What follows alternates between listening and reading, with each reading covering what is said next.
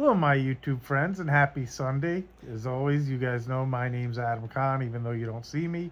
Who you're looking at is my son Jacob. Hello. I know you've seen the other videos where I've talked about he's been trading some options, so I thought it would be fun to bring him on and kind of ask him some questions, and he could pick the options we're going to sell for this week and kind of do a little of what we typically do. So, Jacob, what are the two stocks that we've been trading? One is Open Door, and then the other is Soundhound. All right, cool. So can you tell me, hey, up here, Oh, sorry. can you tell me what a call is? A call is basically a bet in a way that it goes higher. And who, And and who makes bets? gamblers, And who usually sells the bets to gamblers? casinos, All right.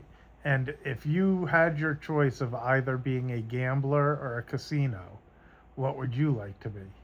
casino because they're guaranteed to get money instead of the gamblers. Sure, And they can make it big, but that's only one time. and they usually tend to lose. Is that kind of your thought process? Yeah. And then can you explain to us what a put is? A put is basically insurance. If the stock goes down, you're gonna be able to get like in case if it goes down, you're gonna be insured.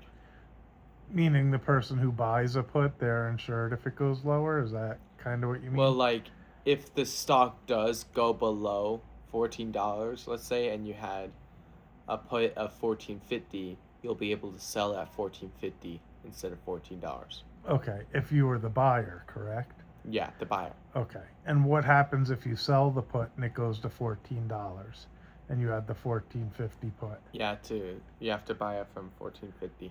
Okay. Well, 200 of them, right? 100 Oh, per each 100. call. I mean 200 if we do two, which I know we've been doing two sometimes. So, which stock do you want to look at the options chain first? Probably Which one? Soundhound. Soundhound. So why don't you look at the options chain and let me know what you'd like to sell? So those of For you who both? don't know, we're long 200 shares of the stock, and Jacob usually sells one call, and then he usually sells maybe two or possibly three puts. So this is for both. Am I supposed to? Well, whichever you want. Okay. Pick one first. Which stock are you looking at first? Oh, I'm looking at Soundhound right Okay, now. perfect. So let me know what you'd like to sell for Soundhound. Probably a 1750 call. Okay, and what's the bid on the call so we know what we'll try to sell it for? It is 32 cents. Okay.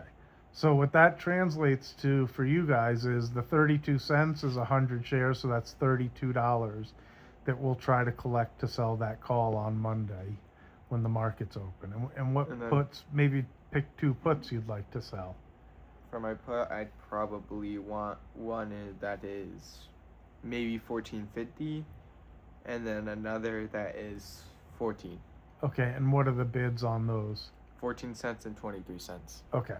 So that means he'd get another $23 and $14 if that's where the market opens up on Monday. And what happens if the stock falls lower again? I would have to buy 100 shares of that, correct? Mm-hmm. And what happens if the stock goes higher? Nothing. I get my money and it doesn't really matter. Are you talking for calls or puts? For the call now. Oh, for the call, I have to sell, right? Yep. So if the stock goes higher than what his call strike price is, he would have to sell the 100 shares or 100 shares.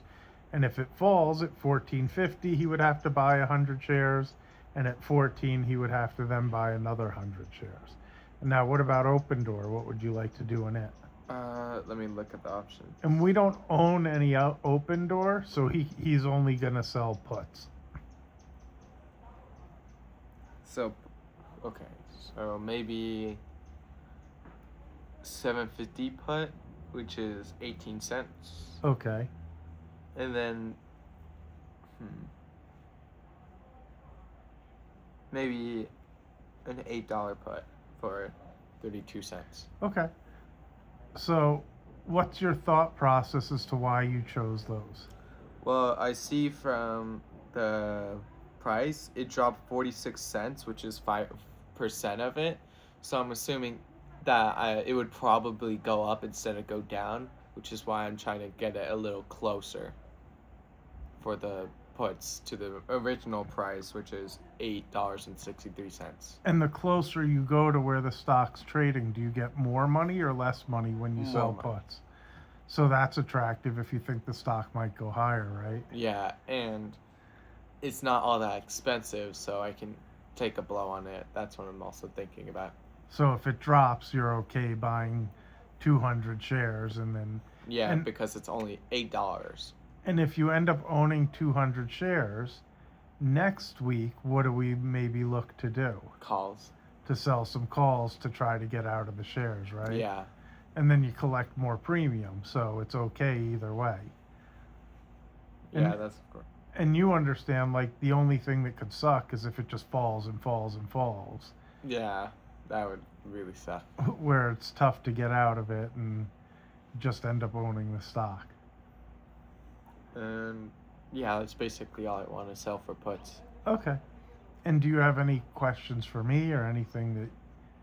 I don't think so. I mean, it's been a little simple so far once I got to know the basic fundamentals of it. And then each week, how much time do you think we spend looking at it?